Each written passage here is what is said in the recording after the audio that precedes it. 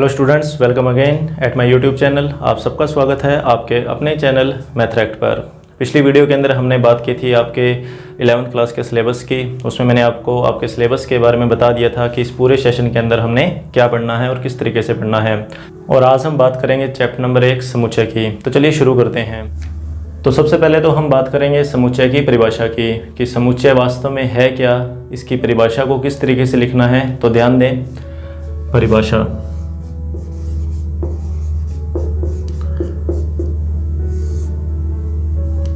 ठीक है। तो परिभाषा इसकी लिखिए कि वस्तुओं का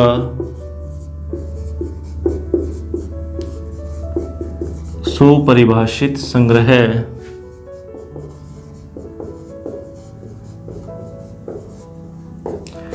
समुच्चय कहलाता है।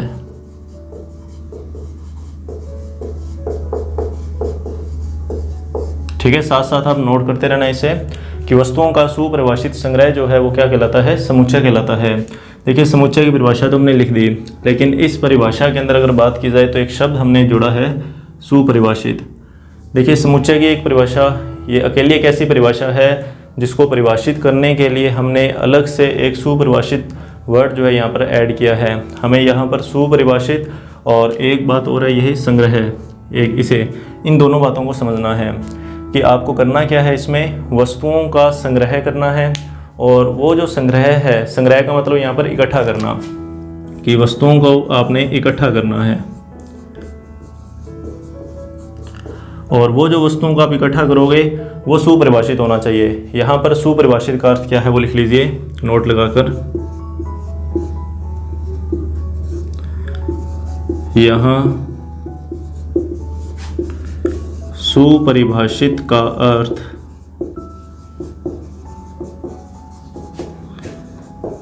यह है कि यहाँ सुपरिभाषित का अर्थ यह है कि किया गया संग्रह, कि जो हमने संग्रह किया है, संग्रह का मतलब जो जिन वस्तुओं को हमने इकट्ठा किया है। सुपरिभाषित का अर्थ यह है कि किया गया संग्रह व्यक्ति से व्यक्ति तक जाने पर न बदले। तो सुपरिभाषित का अर्थ यह हुआ कि जो आपने संग्रह किया वो संग्रह व्यक्ति से व्यक्ति तक जाने पर न बदले। इसको समझने के लिए हमें कुछ उदाहरणों की यहाँ पर बात करनी होगी। मान लीजिए हमको एक उदाहरण ले लें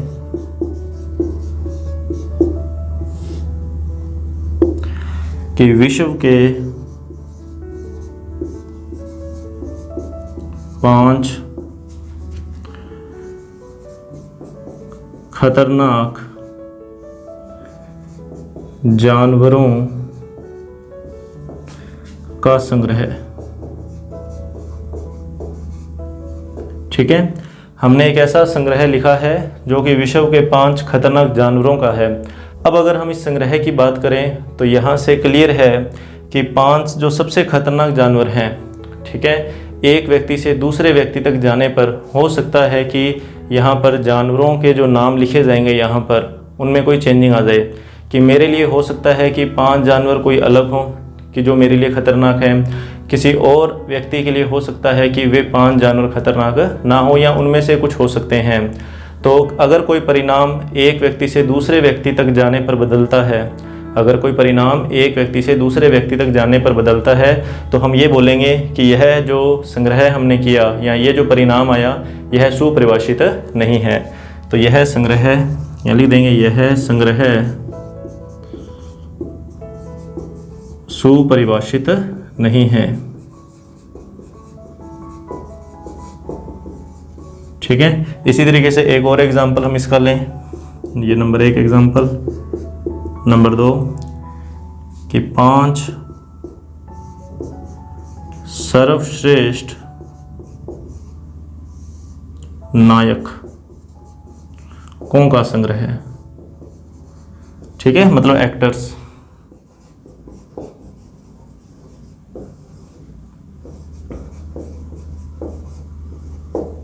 मतलब हमें ये बताना है ऐसे एक्टर्स जो 5 सर्वश्रेष्ठ होने में। तो यह जो परिणाम आएगा, यह परिणाम भी एक व्यक्ति से दूसरे व्यक्ति तक जाने में बदल सकता है। कि सबके लिए ये अद्वितीय नहीं रहेगा, कि यहाँ जो हम चुनाव करेंगे कि मेरे लिए हो सकता है कि 5 सर्वश्रेष्ठ एक्टर्स कुछ हों, आपके लिए वो कुछ और हो सकते हैं, ज़रूरी नहीं है कि जो मुझे पसंद है वो आपको भी पसंद हो। तो ये जो संग्रह हमने लिखे, ये दोनों एग्जाम्पल, ये सुपरिभाषित नहीं के संग्रह हैं। ठीक है, कि यह जो संग्रह है सुपरिभाषित नहीं है।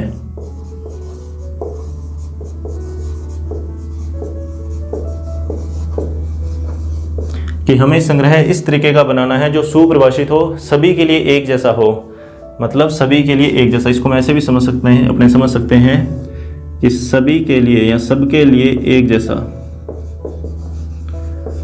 सबके लिए एक जैसा परिणाम। अगर परिणाम सबके लिए एक जैसा है, ठीक है, तो इसको बोलेंगे हम सुपरिभाषित, कि अच्छे से ये परिभाषित है। और इसको हम बोल सकते हैं अद्वितीय भी, अगर इसको समझना चाहो तो अद्वितीय से भी इसको समझ सकते हैं, कि अगर कोई परिणाम अद्वितीय है, अद्वितीय का मतलब जिसके समान कोई दूसरा ना हो, मतलब जो न बदले, जो न बदले, सबके लिए एक जैसा परिणाम आएगा, तो उस परिणाम को हम क्या बोलेंगे, सुपरिभाषित। तो यहाँ परिभाषा को वापस देख लीजिए समुच्चय की, कि आपने क्या करना है, वस्तुओं का संग्रह करना है, वस्तुओं को इकट्ठा करना है, और वो वस्तुएं जो है वो क्या होनी चाहिए, सुपरिभाषित होनी चाहिए, कि सबके लिए एक जैसी। अभी मैंने ये जो 2 एग्जाम्पल लिए हैं, इन दोनों एग्जाम्पल के अंदर हमने बात की थी कि ये सुपरिभाषित नहीं है। अब मैं कुछ ऐसे एग्जाम्पल भी आपको बताऊंगा जो कि क्या होंगे, सुपरिभाषित होंगे, मतलब उन सब का जो रिजल्ट है सबके लिए एक जैसा आएगा। तो तीसरा उदाहरण अपने लिख लेते हैं इसमें, कि 5 से कम प्राकृत संख्याएं,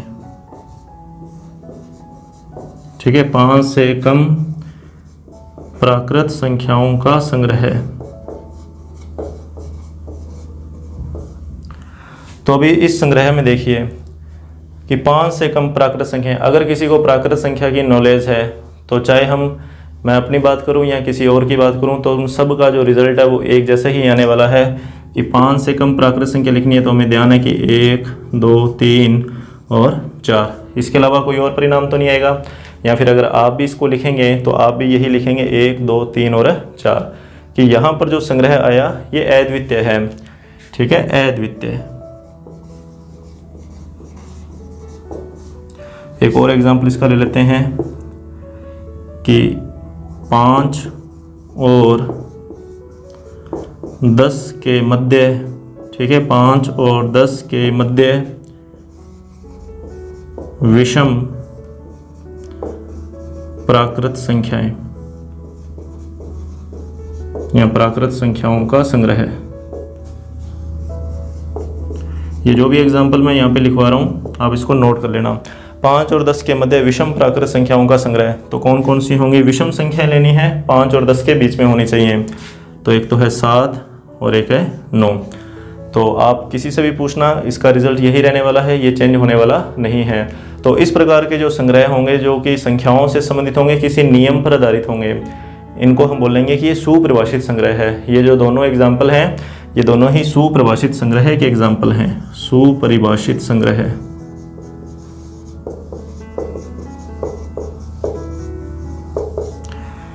कि अगर कोई रिजल्ट चेंज ना हो, ठीक है, कोई रिजल्ट अगर चेंज नहीं होता एक व्यक्ति से दूसरे व्यक्ति तक जाने में, तो उस रिजल्ट के लिए हम यूज़ करेंगे सुपरिभाषित शब्द का। इसको वेल डिफाइन बोला जाता है इंग्लिश में, कि जो अच्छे से डिफाइन हो। और अगर वो चेंज हो रहा है तो वो सुपरिभाषित नहीं है। तो समुच्चय उसी को मानेंगे, समुच्चय उसी को मानेंगे कि अगर वो संग्रह कैसा हो, सुपरिभाषित हो। मतलब इन दोनों को मैं समुच्चय के अंदर रख सकता हूँ, कि इसको मैं समुच्चय बोल सकता हूँ। अब आगे और इसकी बात करेंगे, और ये भी समुच्चय की कैटेगरी के अंदर ही आएगा। इससे पहले जो 2 एग्जाम्पल लिखे थे उनको मैं समुच्चय नहीं मान सकता।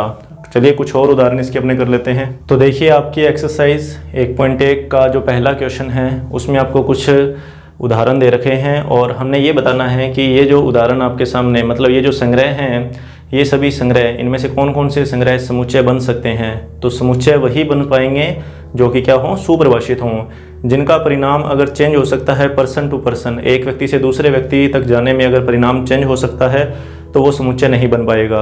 और जिनका परिणाम अद्वितीय रहेगा वही संग्रह क्या बन पाएंगे, समुच्चय बन पाएंगे। तो इसमें सबसे पहला जो है कि जे अक्षर से शुरू होने वाले वर्ष के सभी माह का संग्रह है।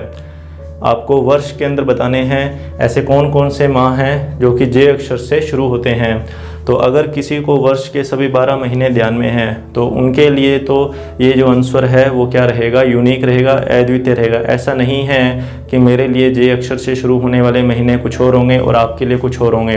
कि आप देख लीजिए कि जे से कौन कौन से महीने शुरू हो रहे हैं। तो उसमें एक तो जनवरी आ जाएगा, ठीक है, उसके बाद में फरवरी नहीं आएगा, मार्च, अप्रैल, मई ये नहीं आएंगे, जून, जुलाई आ जाएगा, ठीक है। फिर अगस्त, सितंबर, अक्टूबर, नवंबर, दिसंबर, इनमें से कुछ भी नहीं आएगा। तो बस यही कि जनवरी, जून और जुलाई। तो इसका मतलब सबके लिए ये आंसर क्या रहने वाला है, यूनिक रहने वाला है। ऐसा नहीं है कि मैं ये लिखूंगा तो आप कुछ और लिखोगे, तो आपका भी रिजल्ट यही आएगा।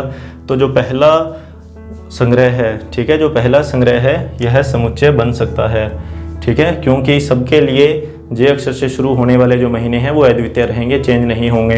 अब बात करते हैं दूसरे उदाहरण की कि भारत के 10 प्रतिभाशाली लेखक, मतलब सबसे बढ़िया लेखक बताने हैं भारत के। तो यहाँ पर दिक्कत है क्योंकि मेरे लिए हो सकता है कि प्रतिभाशाली की परिभाषा कुछ और हो, आपके लिए कुछ और हो। कि आप हो सकता है कि किन्हीं 10 लेखकों को ऐसे को प्रतिभाशाली मानते हो जो मैं ना मानता हूँ या कोई और ना मानता हो। तो यह जो संग्रह है जो नंबर 2 पर है यह सुपरिभाषित नहीं है, क्योंकि प्रतिभाशाली की परिभाषा मैं अपने संदर्भ में कुछ और देखूंगा, आप अपने लिए कुछ और देखोगे। तो दूसरा जो उदाहरण दिया हुआ है या संग्रह दिया हुआ है यह समुच्चय नहीं बन सकता। अब बात करते हैं अपने तीसरे की कि सर्वश्रेष्ठ 11 बल्लेबाज। तो वही ऊपर वाला जो है उसी के अकॉर्डिंग यहाँ आएगा कि मेरे लिए हो सकता है कि 11 बल्लेबाज कोई और सर्वश्रेष्ठ हों, आपके लिए कोई और हो सकते हैं। तो यह चेंज हो सकता है कि मैं किसी और को सर्वश्रेष्ठ मानूंगा, आप किसी और को मानोगे, तो आपका और मेरा जो आंसर है वो एक जैसा नहीं हो पाएगा। कि थोड़ी बहुत असमानता तो जरूर आएगी, तो यह भी नहीं हो सकता, ठीक है। और उसके बाद में आपकी कक्षा के सभी बालक, तो यहाँ पर कोई प्रॉब्लम नहीं है कि आप जिस कक्षा में पढ़ते हैं उस कक्षा के बालकों का संग्रह बनाना है, विद्यार्थियों का संग्रह बनाना है, तो यह सुपरिभाषित रहेगा। क्योंकि बालकों की जो संख्या रहेगी, या चाहे आप उनके नामों को लेके बात करें या संख्या को लेके बात करें, तो वो सबके लिए अद्वितीय ही रहेगा। कि किसी से भी बोला जाए कि कक्षा 11 के सभी बालकों को इकट्ठा करना है या उनका संग्रह बनाना है, तो वो सबके लिए एक जैसा ही रिजल्ट देगा। तो चौथा जो है वो समुच्चय बन सकता है। 100 से कम सभी प्राकृत संख्याएं, कोई दिक्कत नहीं है। 100 से कम प्राकृत संख्याएं कि 1 से लेकर डैश डैश डैश 99 तक, इस तरीके से हम लिख सकते हैं कि 100 से कम सभी प्राकृत संख्याएं सबके लिए एक जैसी रहेंगी, इसमें किसी भी तरीके कोई भी चेंजिंग नहीं हो पाएगी, ठीक है। तो यह भी समुच्चय बन सकता है। प्रेमचंद द्वारा लिखित उपन्यास, कोई प्रॉब्लम नहीं है। अगर किसी को हिस्ट्री की नॉलेज है और उनसे बोला जाए कि प्रेमचंद ने जो भी उपन्यास लिखे हैं उन सबको इकट्ठा करना है, तो अगर वो जानता है तो सबके लिए वो आंसर जो है वो क्या रहने वाला है, एक जैसा रहने वाला है। ऐसा नहीं है कि अगर मुझे हिस्ट्री की नॉलेज है और मैं जानता हूँ कि प्रेमचंद ने कौन कौन से उपन्यास लिखे हैं, तो जो उन्होंने लिखे हुए हैं उन्हीं को ही मैं संग्रह कर पाऊंगा, उन्हीं को इकट्ठा कर पाऊंगा। आप भी अगर जानते हो तो आप भी वही उपन्यास इकट्ठे करोगे कि जो प्रेमचंद ने लिखे हैं वही तो इकट्ठे करेंगे। तो अगर उन्होंने 10 लिखे हैं तो आपके लिए भी वो 10 हैं और मेरे लिए भी 10 हैं, तो उसमें कोई चेंजिंग होने वाली नहीं है। तो इसका मतलब यह जो उपन्यासों का जो संग्रह बनेगा ये सुपरिभाषित बनेगा, यह समुच्चय बन जाएगा। सभी सम पूर्णांकों का संग्रह है, तो सम पूर्णांकों में कोई प्रॉब्लम नहीं है कि ऐसे पूर्णांक जिनमें 2 का भाग जाता हो, तो आप देख लीजिए कौन कौन से हैं कि जैसे 0 है, 2 है, 4 है, 6 है, 8 है, इस तरीके से जितने भी सम पूर्णांक आएंगे उन सब का संग्रह। तो सम संख्याएं सभी के लिए एक जैसी रहने वाली है, उसमें कोई चेंजिंग नहीं आएगी, तो यह भी सुपरिभाषित है, तो समुच्चय बन जाएगा। इस अध्याय के सभी प्रश्न, मतलब इस चैप्टर के अंदर जितने भी क्वेश्चन हैं, तो ऐसा नहीं है कि मेरे लिए क्वेश्चंस की जो नंबर्स हैं, जो प्रश्नों की संख्या है वो मेरे लिए अलग है और आपके लिए अलग है, सबके लिए वो सेम ही रहने वाली है कि इस चैप्टर में जितने भी प्रश्न हैं उन सब का जो संग्रह है, ठीक है, उन सब का जो संग्रह होगा वो अद्वितीय रहेगा, सुपरिभाषित रहेगा। सबसे अधिक खतरनाक जानवर, इसकी बात हमने पहले कर ही ली थी कि मेरे लिए खतरनाक जानवरों की परिभाषा कुछ और हो सकती है और आपके लिए कुछ और हो सकती है, तो परिणाम चेंज हो सकता है, तो इसका मतलब यह सुपरिभाषित नहीं है, ठीक है। तो ये तो वो उदाहरण हो गए जिससे हमें समुच्चय की परिभाषा जो है वो अच्छे से समझ में आ सकती है कि हमें ऐसी वस्तुओं का संग्रह करना है जो सुपरिभाषित हों, जिनको अच्छे से परिभाषित किया जा सके, जिनके परिणाम चेंज ना हो। अब हम इसके बाद में बात करेंगे समुच्चय के निरूपण की। तो देखिए समुच्चय को निरूपित किस प्रकार से किया जाता है, अब इस बात को हमने समझना है। निरूपित करने का मतलब यहाँ पर समुच्चय को प्रदर्शित कैसे करना है, कि समुच्चय को लिखना कैसे होता है, कि लिखने का तरीका। तो समुच्चय को निरूपित करने के दो तरीके हैं हमारे पास। नंबर 1 है रोस्टर या सारणीबद्ध रूप, ठीक है, रोस्टर या सारणीबद्ध रूप। और दूसरा है समुच्चय निर्माण रूप। तो इन दोनों को समझने से पहले, समुच्चय का निरूपण को समझने से पहले कुछ और बातें हमें ध्यान में रखनी है। देखिए कुछ महत्वपूर्ण बिंदु मैं आपको बता रहा हूँ। नंबर 1, आप इसको नोट लगा के लिख लेना अलग से। पहला जो बिंदु है वो ये है कि कोई भी समुच्चय, ठीक है, उस समुच्चय को सबसे पहले तो हमें कोई नाम देना है, ठीक है। आप जो भी समुच्चय लिखोगे उस समुच्चय को आप कोई नाम दोगे। तो यहाँ लिखेंगे सबसे पहले तो कि समुच्चय को अंग्रेजी वर्णमाला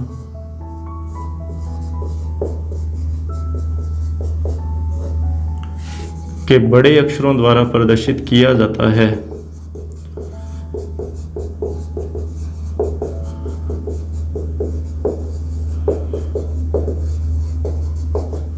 ठीक है, ये पहला बिंदु है जो हमें ध्यान में रखना है। जैसे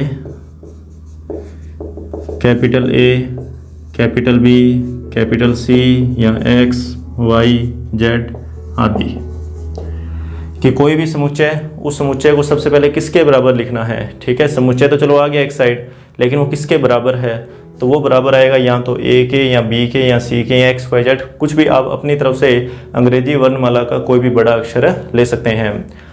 नंबर 2,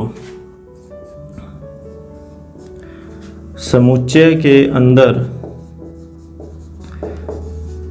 ठीक है, समुच्चय के अंदर का मतलब यह है कि हमने समुच्चय किसका बनाया, हमने कोई संग्रह किया, वो संग्रह है किन किन वस्तुओं का। तो समुच्चय के अंदर आने वाली वस्तुओं को, समुच्चय के अंदर आने वाली वस्तुओं को अंग्रेजी वर्णमाला के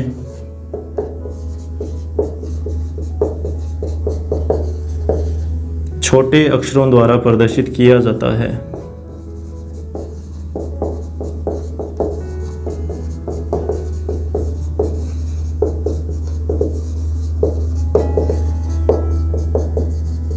ठीक है, जैसे A, B, C या X, Y, Z और भी हो सकते हैं छोटे अक्षरों में। तो ये दो बातें हैं हमें जो ध्यान में रखनी है।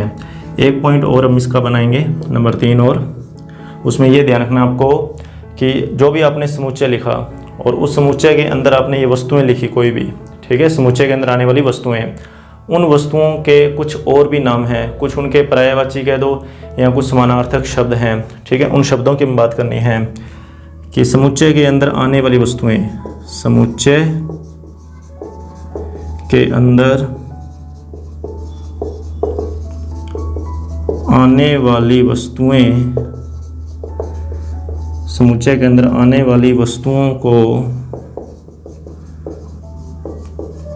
समुच्चय का अवयव या सदस्य कहा जाता है। ठीक है, इसको समझने के लिए एक उदाहरण मैं आपको पहले बता दूं कि मान लीजिए हमने कोई समुच्चय बनाया अंग्रेजी वर्णमाला के स्वरों का संग्रह या स्वरों का समुच्चय। अभी हम सीधा समुच्चय शब्द यूज़ करेंगे, अंग्रेजी वर्णमाला के स्वरों का समुच्चय। तो हमें एक ऐसा समुच्चय लिखना है जिसमें स्वर आएंगे, किसके, अंग्रेजी वर्णमाला के। तो पहले तो अपने इसको कोई नाम दे दिया A, ठीक है, समुच्चय को नाम दे दिया। अब इस A समुच्चय के अंदर जो भी आएगा, ठीक है, इस A समुच्चय के अंदर जो भी आएगा मतलब स्वर आएंगे। अब वो स्वर कैसे होंगे, जैसे A, E, I, O, you. मतलब ये जो 5 स्वर हैं जो कि हम जानते हैं अंग्रेजी वर्णमाला के हैं, ये 5 स्वर इस ए समुच्चय के अंदर लिखे जाएंगे। ठीक है, अब इनको बोला क्या जाएगा, इनको बोलेंगे अपने अवयव। ठीक है, अवयव या फिर सदस्य। मतलब कि ये जो आई है वो इस ए का सदस्य है, ओ इस ए का सदस्य है, या ये पांचों जो हैं वो इस ए के क्या हैं, सदस्य हैं। ठीक है, तो आपको इस चीज़ को ध्यान रखना है कि समुच्चय जो होगा उसके अंदर जो भी वस्तु लिखी जाएगी या जो भी संख्या लिखी जाएगी या जो भी अल्फ़ाबेट आएगा वो सारे के सारे समुच्चय के अवयव कहलाएंगे या सदस्य कहलाएंगे।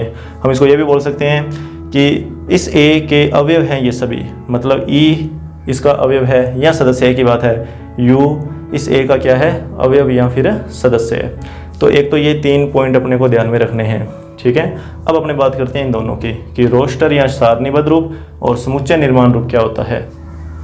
तो देखिए, सबसे पहले तो अपने बात करेंगे रोस्टर या सारणीबद्ध रूप की। देखिए इसमें क्या होगा कि आपने कोई भी एक समुच्चय मान लिया ए। ठीक है, हमने मान लिया कि ए कोई एक समुच्चय है। अगर मैं इस ए समुच्चय के लिए कुछ अवयव, जैसे अभी हमने कोई एक एग्जांपल लिया था वो स्वरों वाला ए, ई, आई और यू। ठीक है, ये हमने कोई अवयव लिए ए, ई, आई, ओ और यू। अगर हम इनको मंझले ब्रैकेट के अंदर बंद कर दें कि समुच्चय के अंदर आने वाले जो अवयव, कि जितने भी अवयव समुच्चय के अंदर आ सकते हैं उन सभी अवयवों को एक मंझले ब्रैकेट के अंदर बंद करना है, तो उससे ये जो रूप बना, ठीक है, ये जो आपको रूप दिखाई दे रहा है इस समय, इस रूप को हम क्या बोलेंगे, रोस्टर या सारणीबद्ध रूप। जैसे मान लीजिए कि हमसे ये पूछा जाए कि 5 से कम प्राकृत संख्याओं का समुच्चय।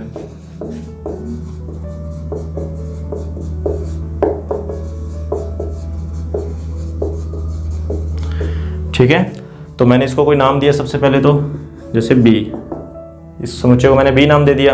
अब 5 से कम प्राकृत संख्या 1, 2, 3 और क्या 4, इसको मंझले ब्रैकेट के अंदर इस तरीके से बंद कर दिया, तो ये बन जाएगा कौन सा रूप, रोस्टर या फिर सारणीबद्ध रूप। कि आपको समुच्चय के अंदर जितने भी अवयव, सबसे पहले तो मालूम करने के कौन कौन से अवयव आएंगे, उन सभी अवयवों को मंझले ब्रैकेट के अंदर बंद करके और बराबर में इसको कोई नाम देना है। ठीक है, बराबर का जो नाम आएगा वो कैपिटल होगा, और अंदर वाले जो, जैसे अब मान लीजिए कि ये अवयव है 1, ठीक है, तो 1 लिखा, 1 यह अवयव है किसका, बी का।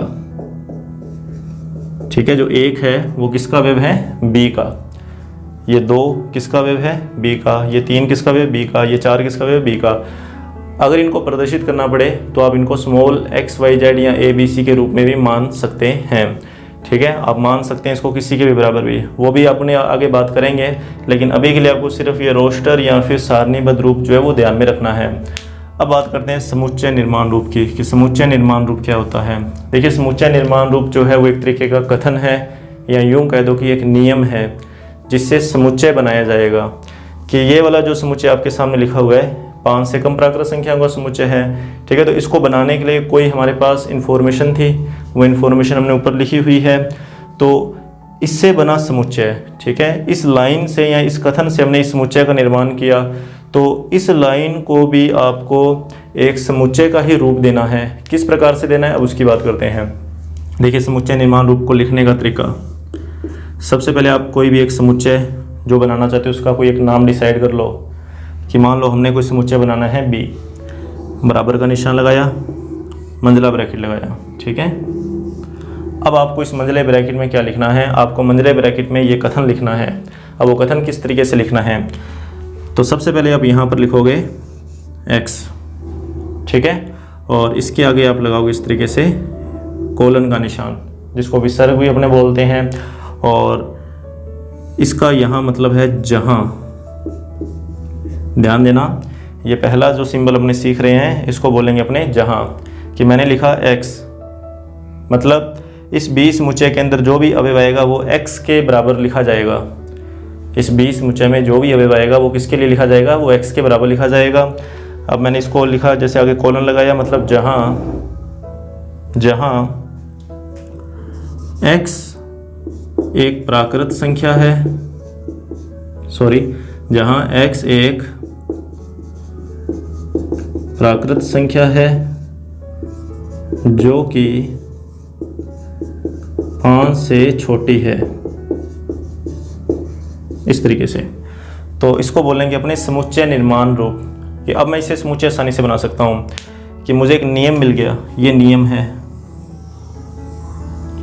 ठीक है, ये नियम है, और इस नियम से मैं एक समुच्चय बनाऊंगा कि मुझे समुच्चय बनाना है बी। मैंने बी लिख दिया यहाँ पे पहले, फिर मैंने देखा नियम क्या है, तो नियम है कि 5 से छोटी प्राकृत संख्या, उसको मैं x मानना है, उसको मैं x के बराबर लिखता रहूँगा कि यहाँ पर x लिखा हुआ है। अब मेरे को पता है कि 5 से छोटी प्राकृत संख्या 1 भी है, 2 भी है, 3 भी है, 4 भी है। तो अपने क्या करेंगे, इस x की जगह पहले 1 लिखा, ये आ गया, लेकिन ज़रूरी नहीं है कि x की जगह 1 ही आए, x की जगह 2 भी आ सकता था। तो ध्यान रखना, जब कोई नई कंडीशन आएगी, ये बात जो भी बता रहा हूँ ये आगे प्रायिकता के अंदर भी यूज़ होगी, ठीक है। इसको समझना कि जब भी कोई नई कंडीशन की बात करेंगे ना, तो वहाँ पर हमेशा कोमा लगाएंगे, ठीक है। कैसे, इसने बोला कि x एक प्राकृत संख्या जो 5 से छोटी है, तो 5 से छोटी मैंने एक संख्या मान ली, कौन सी, 1, तो मैंने सबसे पहले 1 लिख दिया। लेकिन 5 से छोटी प्राकृत संख्या 2 भी है, तो इसलिए कोमा लगा के अगली संख्या 2, वो भी x के लिए है, मतलब ये भी x के लिए है, ये भी x के लिए, इसी तरीके से 3 और 4 ये भी एक तरीके से x का ही काम कर रहे हैं। कि x के आधार पे हमने इन सबको लिखा कि x क्या है, x एक प्राकृत संख्या है जो कि 5 से छोटी है। तो 5 से छोटी 1 भी हो सकती है, 2 भी हो सकती है, 3 भी हो सकती है और 4 भी हो सकती है। तो उन सब को, कोमा का मतलब यहाँ पर या से होता है कि 1 या 2 या 3 या 4। तो ये सब जो है वो 5 से छोटी प्राकृत संख्या है जो इस समुच्चय के अंदर लिखी जा सकती हैं। अब हमने इसके कुछ और एग्जाम्पल भी ले लेते हैं, ठीक है। ये पहला एग्जाम्पल, ये तो रोस्टर रूप के लिए बताया, ये समुच्चय निर्माण रूप के लिए। एक और एग्जाम्पल लिखा हमने, मान लीजिए कि हमें कोई समुच्चय बनाना है C, ठीक है, और इस C के बराबर में आएगा x, मतलब C के अंदर जो भी अवयव आएगा वो x के बराबर होना चाहिए। जहाँ, ठीक है, जहाँ x एक द्विघात समीकरण, x एक द्विघात समीकरण x² - 5x + 6 = 0 का वास्तविक हल है, इस तरीके से, ठीक है। समझिए इसको बड़े आराम से कि हमें एक समुच्चय बनाना है C, और उस C के अंदर जो अवयव आएगा वो किसके बराबर आएगा, x के बराबर आएगा। और x क्या चीज़ है, x एक वास्तविक हल है इस समीकरण का, मतलब इस समीकरण को हल करने पर आपको x के मान निकालने हैं पहले तो, और वो x के मान यहाँ इस x की जगह लिखे जाएंगे। मतलब ये एक नियम है, ये एक नियम है, और इस नियम के अनुसार हमें क्या लिखना है, x का मान लिखना है। तो इस द्विघात समीकरण को तो आप हल करके आए हो 10th क्लास में, आप चाहे तो अभाज्य गुणनखंड से भी इसको हल कर सकते हैं, या फिर श्री द्राचार्य सूत्र से या पूर्ण वर्ग विधि से, जैसे भी आपको सही लगे, इसको हल करके x के मान निकालने हैं। तो जब आप इसको हल करके x के मान निकालोगे तो x के मान इसमें आएंगे, एक तो 2 और एक 3, ठीक है। इसके गुणनखंड बन जाएंगे x² - 5x + 6 के। इसके जब गुणनखंड बनाओगे तो वो बनेंगे x - 2 और x - 3, और जब दोनों को अलग अलग 0 के बराबर करोगे तो x का मान एक तो आएगा 2 और एक आएगा 3। तो यहाँ लिख दिया 2,3 कि इस समीकरण का हल लिखना था, तो इस समीकरण का हल 2 भी है और क्या है, 3 भी है, दोनों ही हो सकते हैं, तो कॉमा लगा के लिख देंगे। तो ये है हमारे पास समुच्चय का निरूपण, कि समुच्चय को कैपिटल लेटर से शो करते हैं, बड़े अक्षर से शो करेंगे। अंदर वाली जो संख्याएं हैं, मतलब या तो वो संख्या के रूप में तो आ ही जाएंगे, या फिर वो छोटे अक्षरों के रूप में लिखे जाएंगे, और मंझले ब्रैकेट के अंदर अपने को लिखना है, बीच में कोमा का यूज़ करना है। और इसी तरीके से समुच्चय निर्माण रूप, मतलब ये दोनों ही रूप हैं। हमने बड़े आराम से इसके ऊपर जितने भी आपको एग्जाम्पल अपने के अंदर मिलते हैं वो सारे एग्जाम्पल आपको सोल्व करके देखने हैं। अब अपने बात करते हैं कुछ और सिंबल्स की, 1-2 सिंबल और हैं, उनको समझते हैं, उसके बाद में आप इनका जो है एक अच्छे से रिवीजन कर लेना। मान लीजिए कि हमें कोई एक समुच्चय दे दिया, A बराबर A E I O और U, वही कि अंग्रेजी वर्णमाला के स्वरों का समुच्चय है, ठीक है। अब देखिए, मैंने आपको भी बीच में एक बात बताई थी कि ये जो A है, ठीक है, ये जो A है यह अवयव है A का, सही है। या फिर मैंने बाकियों के लिए बोला था कि जैसे E है, जैसे E सदस्य या अवयव, एक ही बात है, सदस्य या अवयव है A का, कि ये जो भी आपको वस्तुएं दिखाई दे रही हैं या ये जो भी आपको अक्षर अभी दिखाई दे रहे हैं, ये सारे के सारे अक्षर इस ए समुच्चय के क्या हैं, अवयव हैं। बिल्कुल है। अब देखिए, तो देखिए ये जो भी हमने यहाँ पर बात की है, इसको लिखने का अभी एक और तरीका मैं आपको यहाँ बताने वाला हूँ। वो देखिए क्या है, जैसे ए लिखा हमने, अब ये इतना कुछ लिखने की ज़रूरत नहीं है कि अवयव है ए का। आप क्या करोगे, इसके लिए एक सिंबल ध्यान में रखेंगे इस तरीके का, ठीक है। ये सिंबल है और इसको बोलते हैं एप्सिलॉन, ठीक है, एप्सिलॉन। और यहाँ लिख देंगे ए, और यहाँ पर इसका जो मतलब है वो है संबंधित, संबंधित है, और इसको बोलते हैं बिलोंग्स टू। मतलब ए बिलोंग्स टू ए, या उसकी बात करें अपने कि ई बिलोंग्स टू ए, या आई कि I belongs to A, O belongs to A. इस तरीके से मतलब कि अगर कोई अवयव किसी समुच्चय के अंदर है, अगर कोई अवयव किसी समुच्चय के अंदर है तो इस निशान से आप उसको प्रदर्शित करोगे, ठीक है, जिसको क्या बोलते हैं, संबंधित है या फिर बिलोंग्स टू।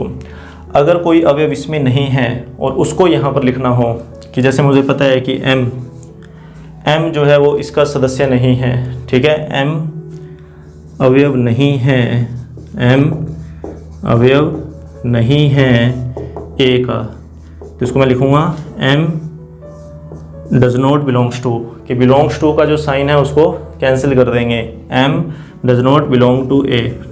तो ये जो सिंबल है इसको बोला जाएगा भी डज नॉट बिलोंग टू। तो ये दोनों सिंबल जो है वो आपको बहुत ही ध्यान रखने हैं, और पूरे एक्सरसाइज के अंदर या आपके पूरे सिलेबस के दौरान ये सिंबल आपका पीछा नहीं छोड़ने वाले, ये चलते ही रहेंगे, तो इनको भूलना नहीं है। तो अभी के लिए आज हम इतना ही करेंगे। अब आपको करना क्या है, आपको एक्सरसाइज 1.1 के जितने भी क्वेश्चन आप खुद अपने स्तर पर सोल्व कर सकते हो उन क्वेश्चंस को आप सोल्व करके देखेंगे। और उससे पहले, क्वेश्चंस तक जाने से पहले आप एक बार एग्जाम्पल को ज़रूर हल कर लेना, और जो भी आपको थ्योरेटिकल यहाँ पर टिप्पणी वगैरह दे रखी है उन सब को आपको अच्छे से समझना है, और नोट्स आपको साथ साथ बनाने हैं, ठीक है। अच्छा, एक चीज़ और इसके अंदर अपने बात कर ही लेते हैं, ठीक है, तो वो इसी के अंदर ही शामिल हो जाएगा। एक और चीज़ है, जैसे मान लीजिए हमें कोई एक शब्द दे दिया, मान लो शब्द दे दिया राजस्थान, ठीक है, और मुझे ये बोला कि राजस्थान का संग्रह बनाइए, राजस्थान के अंदर जो अक्षर हैं इनके अक्षरों का संग्रह बनाइए, राजस्थान शब्द, राजस्थान के अक्षरों का संग्रह, ठीक है। राजस्थान के अक्षरों का संग्रह कैसे बनाना है इसको और समझ लीजिए अब लास्ट जाते जाते। तो मान लीजिए कि हमने इसको सबसे पहले कोई नाम दिया एक्स, ठीक है, मैंने इसको एक्स नाम दे दिया। अब क्या करोगे, जैसे सबसे पहले ये आर आया तो इस आर को लिखोगे, छोटे में लिखना है, ध्यान रखना, आर लिख दिया, फिर आप लिखोगे इस ए को, फिर आप लिखोगे इस जे को। अब देखिए वापिस ए आ गया, तो समुच्चय की एक और ये अपने कह सकते हैं कि प्रॉपर्टी है या गुणधर्म है कि समुच्चय के अंदर जो अवयव एक बार आ गया उसको आप वापस नहीं लिखोगे, जो आ चुका है ठीक है कोई दिक्कत नहीं है, लेकिन वापस अगर वो कहीं है तो उसको आप छोड़ोगे कि एक अवयव एक ही बार आता है, एक से ज़्यादा बार नहीं आएगा। तो इस ए को हम नहीं लिखेंगे क्योंकि ए पहले आ चुका है, फिर एस लिख लेंगे, फिर टी लिख लेंगे, फिर एच लिख लेंगे। अब ए फिर से आ चुका है लेकिन लिखना नहीं है क्योंकि लिखा जा चुका है, और लास्ट में एन। तो ये है राजस्थान के अक्षरों का संग्रह। जैसे मान लीजिए कि हमें स्पेलिंग दे दी स्कूल, इसका संग्रह बनाना है तो इसको नाम दे दिया मैंने पहले वाई, तो एस लिखा, सी लिखा, एच लिखा, ओ दो बार है लेकिन हम एक ही बार लिखेंगे, तो ये स्कूल शब्द का संग्रह है। तो एक ये चीज़ और ध्यान में रखनी है कि समुच्चय के अंदर एक अक्षर एक ही बार आता है, एक से ज़्यादा बार नहीं आता, ठीक है। तो चलिए आप एक बार इतना यहाँ तक का काम कीजिए, साथ साथ अपने इसके नोट्स बनाइए, फिर नोटबुक में इसको लिखते रहिए और एग्जाम्पल साथ में करते रहें और एक्सरसाइज के क्वेश्चन भी। Thank you.